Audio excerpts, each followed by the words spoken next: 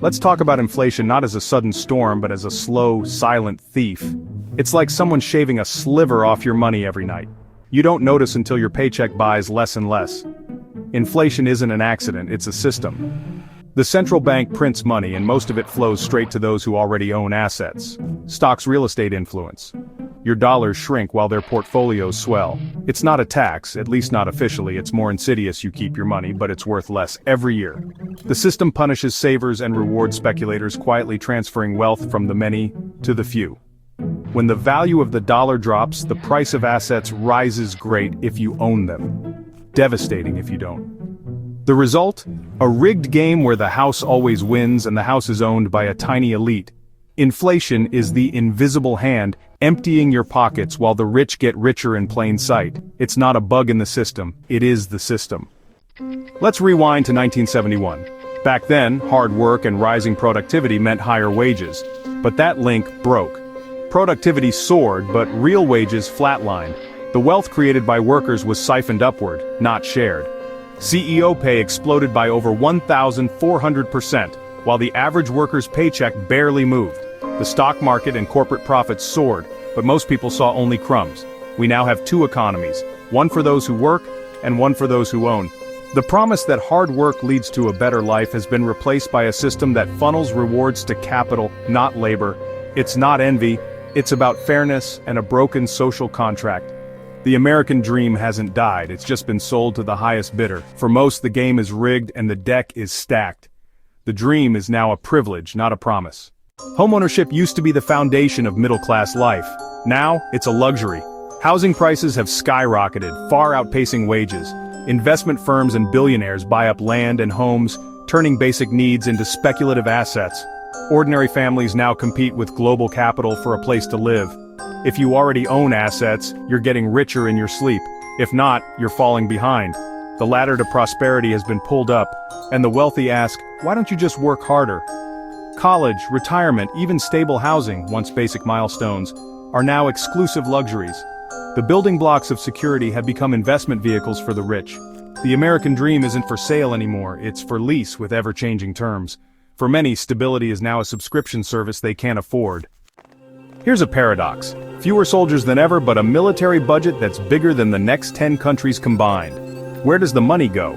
Not to troops, but to defense contractors and costly weapon systems.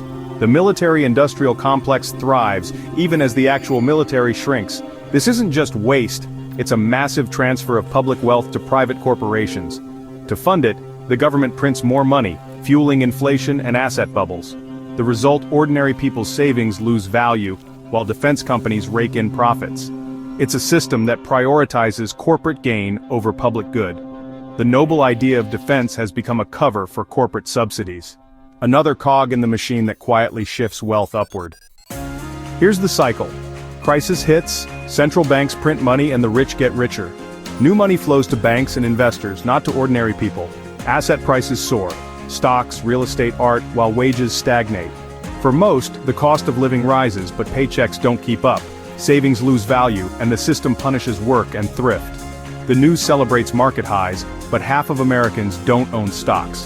When bubbles burst, the solution is always more money printing. Bailing out the top, not the bottom. Gains are privatized, losses are socialized, and inequality deepens. This isn't a glitch, it's the engine of the system. The cycle keeps spinning, always favoring the wealthy. Walk through any big city luxury condos for investors on one side, homeless encampments on the other. Empty towers serve as safety deposit boxes for the rich, while families sleep in tents below. Skyrocketing rents, stagnant wages, and shredded safety nets have priced millions out of stability.